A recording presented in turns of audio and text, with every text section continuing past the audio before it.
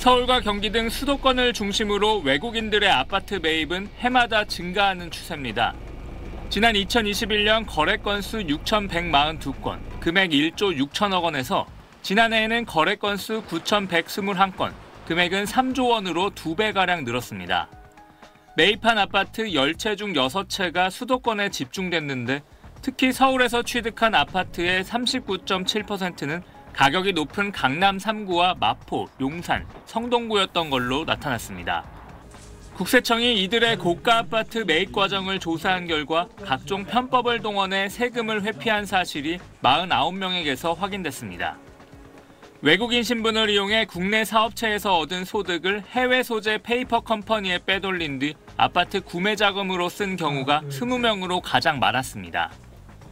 이들은 해외 은닉 자금을 다시 국내로 반입하는 과정에서 자금 출처를 숨기기 위해 가상자산이나 불법 환치기를 이용하기도 한 걸로 파악됐습니다.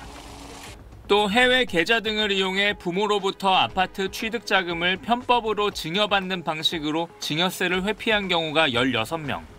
외국계 법인의 국내 주재원들을 대상으로 한남동과 강남 일대의 고가 아파트를 임대해 고액의 임대 수익을 올리고 제대로 임대 소득을 신고하지 않은 경우가 13명 확인됐습니다. 국세청은 금융계좌 추적과 포렌식 등 가능한 모든 수단을 동원해 탈루 세금을 추징하고 해외 과세 당국과 협력해 외국인 탈세자들에 대한 추적을 강화하겠다고 밝혔습니다. SBS 정준호입니다. 네, 오늘은 부동산 얘기죠. 네, 지난달에 6.27 부동산 대책이 시행된 이후로 외국인들이 우리나라, 특히 서울에 있는 알짜 아파트들을 엄청 사들이고 있다면서요. 왜 그런 건가요? 네, 이달 들어서 서울 지역에서만 외국인 총 114명이 주택을 사들였는데 지난달 같은 기간보다 17.5% 늘어났습니다. 이 중에서도 중국인이 거의 절반에 가까웠습니다. 중국인은 지난달 같은 기간만 해도 40명이었는데요. 여기서 35%가 급증해서 54명으로 늘어난 겁니다. 다른 나라는 미국인이 33명, 캐나다인이 8명으로 그 뒤를 이었습니다. 반면 내국인들 주택 구매는 줄었습니다. 같은 기간 7,000명까지 3,000명 가까이 30.1%가 줄었습니다. 법인 매수자도 역시 58.6%나 급감했습니다. 이렇게 내국인 구매가 주춤한 사이 외국인 구매가 늘어난 겁니다. 6.27 부동산 대책에 따라서 이 수도권에서 최대 6억까지만 주택담보대출을 받을 수 있게 됐고 다주택자는 사실상 대출이 금지가 됐잖아요. 하지만 이 외국인은 이 규제 대상에 포함되지 않기 때문에 해외 은행에서 자금을 조달할 수가 있고요. 또 국내에 주소지가 없거나 집을 몇 채 가지고 있는지도 파악하기 어렵기 때문에 실거주 요건이나 이 세금을 매기는 데 있어서도 상대적으로 자유로운 편입니다. 사실 이런 문제 때문에 내국인 역차별 논란이 일자 국회에서는 몇몇 개정안이 발의된 상태인데요. 외국인이 국내 부동산 계약을 할 때 사전에 허가를 받고 주택 매입 후 3년 이상 살게 하는 법률 개정안과 투기 과열지구에서 땅을 살 때 자치단체장의 사전 허가를 받는 개정안 등이 있습니다. 네, 이것도 아마 부동산 대책 영향이기는 하겠습니다만은 한창 때에 비해서는 집값이 오를 거란 기대가 좀 꺾인 게 이제 숫자로 나타나죠? 네, 7월 주택 가격 전망 CSI 소비자 동향 지수가 109로 나왔는데요. 지난달보다 11포인트 떨어졌습니다. 월간 기준으로 보면 2022년 7월 이후 3년 만에 최대폭으로 떨어진 겁니다. 주택 가격 전망 지수는 현재와 비교해서 1년 뒤 집값을 예상한 것으로 100보다 높을수록 집값 하락보다 상승을 전망하는 사람이 더 많다는 뜻을 말합니다. 기준치가 100을 넘는다는 건 응답자 절반 이상이 아직 집값 상승 기대를 버리지 않고 있다는 거잖아요. 때문에 이번 달 주택 가격 전망 지수인 109라는 수치가 낮은 수치가 아닌 건 맞고 또 장기 평균인 107보다도 여전히 높은 수준이지만 하락폭에 있어서는 큰 폭으로 떨어졌기 때문에 의미가 있는 거고요. 1년 뒤에 집값 상승을 예상하는 이 소비자 비중이 그만큼 크게 줄었다는 뜻이 되겠습니다. 지난달 말 이 정부가 수도권 주담대를 6억 원으로 제한하는 고강도 규제를 시행하기 전까지만 해도 이 집값 상승 기대는 오름세를 이어가고 있었습니다. 올해 2월 99였던 게 그 이후에 6월까지 쭉 상승해서 120까지 치솟았다가 대출 규제 이후인 7월 들어서 추세가 꺾인 모습입니다. 집값에 대한 기대도 떨어지면서 7월 가계부채 전망지수도 96으로 지난달보다 1포인트 하락했는데요. 지난 2018년 5월 이후 7년 정도 만에 가장 낮은 수준입니다. 장기 평균인 100보다도 아래인 수치인데요. 6개월 후 이 가계부채가 줄어들 거라고 예상하는 소비자가 증가를 예상하는 소비자보다 많아졌다는 뜻이 되겠습니다.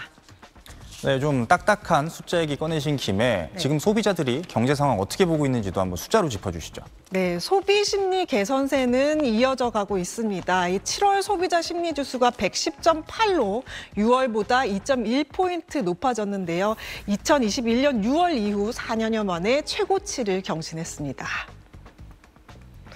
소비자 심리 지수는 비상계엄 사태가 있었던 지난해 12월 88.2까지 급락했다가 쭉 반등하다 3월만 주춤하고 이후 넉 달 연속 상승세를 이어왔는데요. 미국발 관세 불확실성이라는 변수가 있었는데도 이 소비 개선과 수출 호조를 보이면서 지수가 조금 올랐습니다.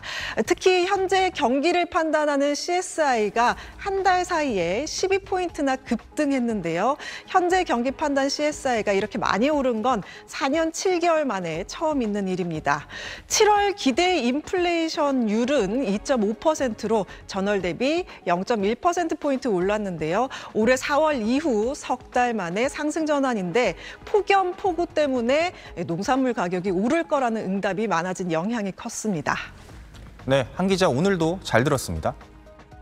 어서오세요. 안녕하세요. 한 기자, 최근에 관심을 끌었던 뉴스 중에 하나가 국내에서 아파트나 상가 같은 건물을 산 외국인 10명 중 7명이 중국인이었다, 이 소식이었는데요. 여기 한 발 더 들어가서 이 중국인들이 어느 지역 부동산을 많이 샀는지도 나왔다고요? 네, 중국인들은 주로 이 부평과 부천, 안산에서 이 부동산을 폭풍 쇼핑했습니다. 이렇게 표시된 부분이 경기도죠. 이 경기도에서 외국인이 매수한 것들 중에 중국인이 차지한 게 77%나 됐습니다. 올해 1월부터 4월까지 외국인이 법원에 신청한 집합건물 소유권 이전 등기는 4,000건이 넘는데요. 올해 1월 800여 건이었던 게 2월 1,000건을 넘어섰고 그 이후로도 4월까지 수가 증가했습니다. 아까 앵커가 짚어주셨다시피 외국인 매수 부동산 중에 70%에 육박한 2,800건 정도가 중국인이 사들인 수치인데요. 그다음이 미국인으로 500건이 좀 넘고 베트남, 캐나다, 러시아가 그 뒤를 이었습니다. 방금 중국인이 경기도에서 올해 1월부터 4월까지 사들인 집합건물이 외국인 중 가장 많았다고 했는데 1,431건이나 됩니다. 그중 가장 많은 지역이 인천 부평으로 200건에 육박하고요. 경기 안산 단원구와 부천 원미구, 시흥, 부천 소사구 등이 그 뒤를 이었습니다.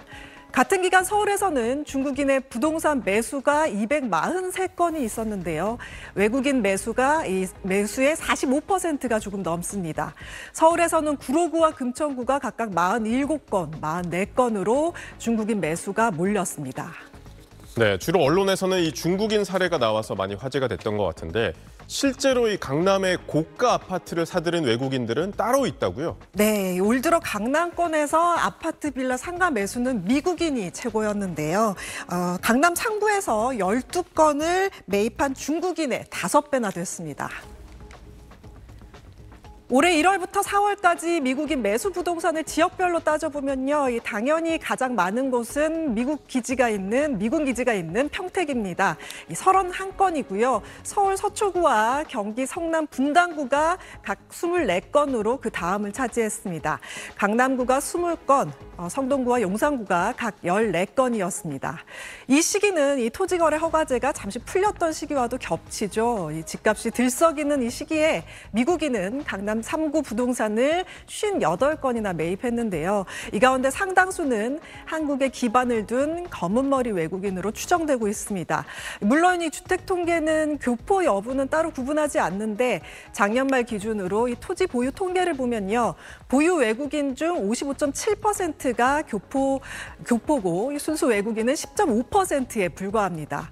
미국인들이 이렇게 노른자, 똘똘한 한 채를 더 많이 사들이고 있는데 좀 더 부각이 되고 있는 건 중국인들이잖아요. 이유는 이 중국인 보유 비중이 갈수록 높아지고 있기 때문입니다. 국내 외국인 보유 주택은 2022년 8만 3천 가구가 넘었는데 지난해에는 10만 가구를 돌파해서 2년 만에 21%가 증가했고 특히 여기서 중국인 비중이 53%였던 게 56%로 점차 커지고 있습니다. 장기 체류 외국인 중 중국인 비중이 47%인데 이것보다 10%포인트 높은 겁니다. 이렇게 외국인들이 말 그대로 부동산 폭풍 쇼핑을 할 수 있는 게 뭐 대출 규제나 각종 규제를 피할 수 있어서 그런 거 아닙니까? 네, 지난 3월에는 33살 중국인이 국내 금융기관 대출 없이 서울 성북구 단독주택을 119억 7천만 원에 구입을 해서 화제가 됐습니다. 외국인도 우리 쪽 은행에서 이 대출을 받으면 각종 대출 규제가 적용이 되지만 그쪽 나라 은행에서 대출을 받으면 규제에서 벗어날 수 있습니다. 여기에다가 외국인은 세대 현황이 제대로 파악되지 않다 보니까 이 다주택자에 대한 취득세, 양도소득세 중과도 제대로 할 수 없게 되고요. 또 우리 입장에서는 억울하고 형평성에도 맞지 않는 게 중국에서는 최소 1년 이상 합법적으로 살아야지만 주거용 부동산을 구입할 수 있거든요. 이것도 사회주의 국가라 소유권이 아닌 장기 임차 사용권입니다. 근데 중국인은 자본주의인 한국에서 돈만 있으면 사들일 수 있는 상황이라는 겁니다. 네, 잘 들었습니다. 제가 뽑은 오늘의 관심 이슈 키워드는요. 주택 쓸어 담는 외국인들 그리고 대입 재수 실태입니다. 함께 보시죠.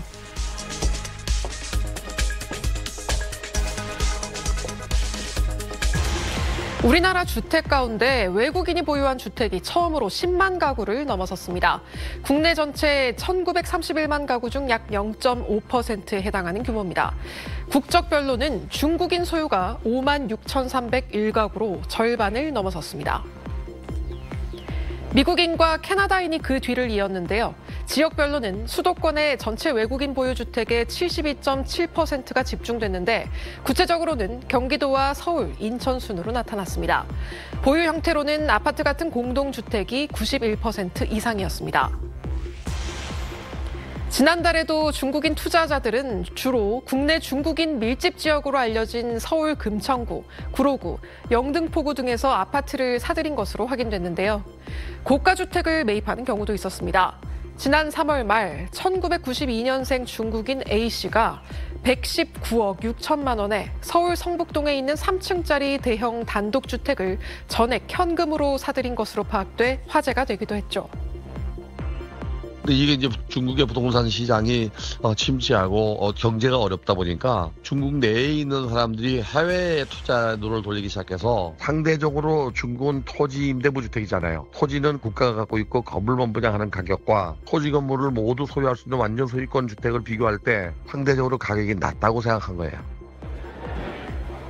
외국인의 경우 자국 금융기관을 통해 자금 조달이 가능하기 때문에 우리나라의 엄격한 대출 규제를 적용받지 않고 또 주택 보유수를 파악하기 어려워 다주택자 여부에 따른 취득세나 양도세 중과도 어렵습니다.